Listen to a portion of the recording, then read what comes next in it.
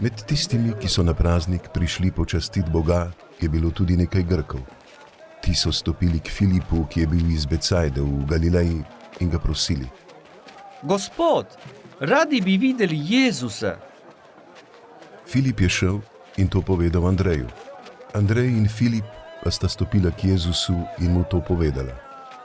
Jezus jima je odgovoril. Prišla je ura, da se Sin človekov poveliča. Resnično, resnično povem vam, če pšenično zrno ne pade v zemljo in ne umre, ostane samo, če pa umre, obrodi obilo sadu. Kdor ima rad svoje življenje, ga bo izgubil. Kdor pa sovraži svoje življenje na tem svetu, ga bo ohranil za večno življenje. Če kdo hoče meni služiti, naj hodi za menoj, in kjer sem jaz, tam bo tudi moj služabnik. Če kdo meni služi, ga bo počastil Oče. Zdaj je moja duša vznemirjena. In kaj naj rečem? Oče, reši me iz te ure. Za voljo tega sem vendar prišel v to uro.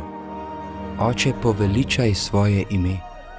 Tedaj je prišel glas iz nebes.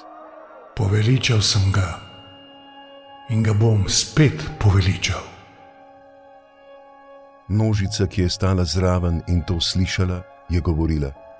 Zagrmelo je. Drugi pa so govorili. Angel mu je govoril. Jezus je odgovoril in rekel. Ta glas ni nastal zaradi mene, ampak zaradi vas. Zdaj je sodba nad tem svetom.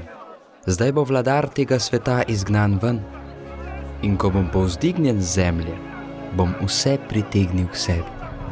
To pa je rekel, da je označil, kakšne smrti bo umrl.